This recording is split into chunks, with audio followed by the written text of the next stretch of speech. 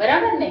એટલે વિદાય એ દુઃખનો સમય છે, સાચી વાત છે, પણ એની સાથે સાથે એ પરિવર્તન, આપણા જીવનની ગતિનો, આપણા જીવનના વિકાસનો એ દિવસ છે કે જો તમે જે જગ્યાએ છો ત્યાંથી તમે વિદાય લઈને નહીં જાઓ તો તમે આગળ પણ વધી શકશો નહીં. હવે વિદાય એટલે શું? તો કે છે છેલ્લો દિવસ. અને શરૂઆત જ્યારે તમે સ્કૂલમાં કરી, પ્રથમ પગથિયું જ્યારે તમે મૂક્યું ત્યારે રડતા રડતા આવ્યા હતા. અને એ સમયથી જ્યારે તમે વિદાય લઈને જાઓ છો અને એ બંને સમયગાળાની વચ્ચેની જે તમારી સફર છે એને કહેવાય સ્કૂલ લાઈફ, સ્કૂલ જીવન, કે જેમાં તમે સ્કૂલમાં ના આવવા માટે બહાના શોધતા, લેસન નથી કર્યું, કેમ નથી કર્યું એના માટે બહાના શોધતા, સ્કૂલમાં નથી જવું એના માટે મમ્મી સાથે લડતા. બરાબર? શાળામાં આવ્યા પછી 5 વાગે અને છૂટવાનો જે સમય થાય અને એ જે ખુશી દિલમાં થતી કે ચાલો હવે ઘરે જવાનો સમય આવ્યો, તો એ ખુશીનો અનુભવ, તમારા મિત્રો સાથે તમારા નાસ્તાના ટિફિનના ડબ્બા શેર કર્યા હોય, તમે મિત્રો સાથે રમતો રમ્યા હોય, ઘણા બધા અનુભવ મેળવ્યા હોય, કોઈ મિત્ર સાથે અણબનાવ થઈ જાય તો તમે રીસાયા પણ છો. એ રીસામાં મનાવવાનો સમયગાળો એટલે સ્કૂલ જીવન. આવું જીવન આપણા જીવનમાં શાળામાંથી કોલેજમાં જાઓ, કોલેજમાંથી ક્યાંક આગળ જાઓ, દીકરીઓ હોય તો એમને પરણાવીને એમનો વિદાયનો સમય આવે. એટલે દરેક સંસ્થા જ્યાં જ્યાં તમે જાઓ છો ત્યાં ત્યાં વિકાસ કરવા માટે, તમારી પ્રગતિ કરવા માટે તમારે વિદાય લેવી પડે છે. હવે પ્રગતિ કરવી એ જીવનનું એક અમૂલ્ય પગથિયું છે, એક પાયો છે. હવે હું મારા જીવનની જો વાત કરું તો હું 1 થી 4 માં જે શાળામાં ભણી એ અમે બોર્ડની સ્કૂલ હતી અને મને યાદ છે હું 1 થી 4 ધોરણ જે બેન સાથે ભણી, કિરપાબેન એમનું નામ હતું, એટલા સ્ટ્રીક હતા કે આમ ચૂંટલો ખણે ને તો તમારા કમરમાંથી ચામડી નીકળી જાય, મારે ને ગાલ પર તો ગાલ લાલ થઈ જાય, એવા એટલા સ્ટ્રીક. પણ એમના એ ગુસ્સા પાછળ એટલો પ્રેમ હતો ને કે આજે અમે 9 જ બાળકો હતા, 1 થી 4 ધોરણ ભણી અમે 9 જ બાળકો, એમાં 3 છોકરીઓ અને 6 છોકરા હતા. એ 9 જણા 99% મને ખ્યાલ છે ત્યાં સુધી લગભગ 7 થી 8 જણા સારી એવી પોસ્ટ પર છે. કેમ? તે બેને અમારો પાયો ઘડેલો.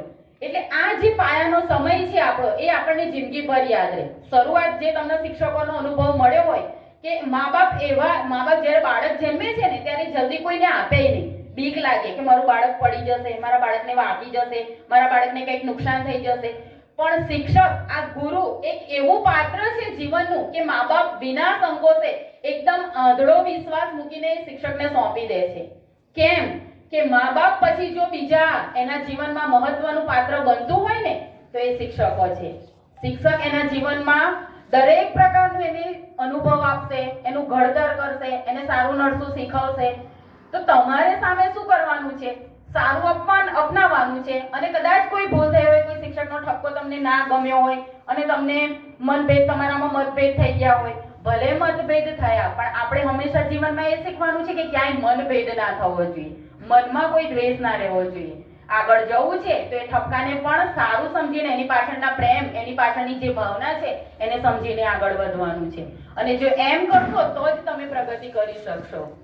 છેલ્લે એક કાવ્ય પંક્તિ, સારા ભજનની એક પંક્તિ સમજાવું તમને કે મુજ ધરેથી ઓ પંખીડા હસતા મુખડે જાજો રે,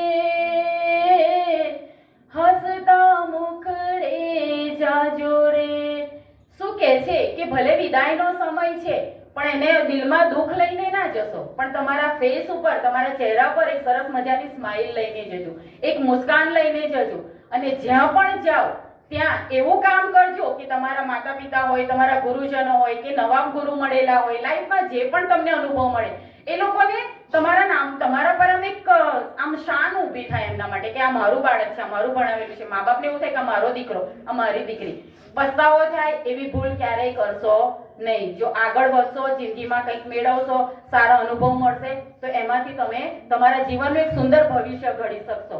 અને બીજી વાત, ખરાબ અનુભવ થાય તો એનાથી તમારે નાસીપાસ નથી થવાનું, પણ શું કરવાનું છે? ખરાબ અનુભવ જ એક એવો અનુભવ છે આપણી લાઈફનો કે એ સૌથી સારું ભવિષ્ય બનાવે છે. એમાંથી જ તમને કંઈક શીખવા મળે છે ને એમાંથી જ તમે સફળ થાવ છો. બરાબર? એટલે જીવનમાં જે કંઈક મળે સારું હોય એને અપનાવજો, ખોટું હોય, ખરાબ હોય, કંઈક ખરાબ અનુભવ થયા હોય એમાંથી અનુભવ લઈને શીખજો કે ફરીથી એવી ભૂલ થાય નહીં.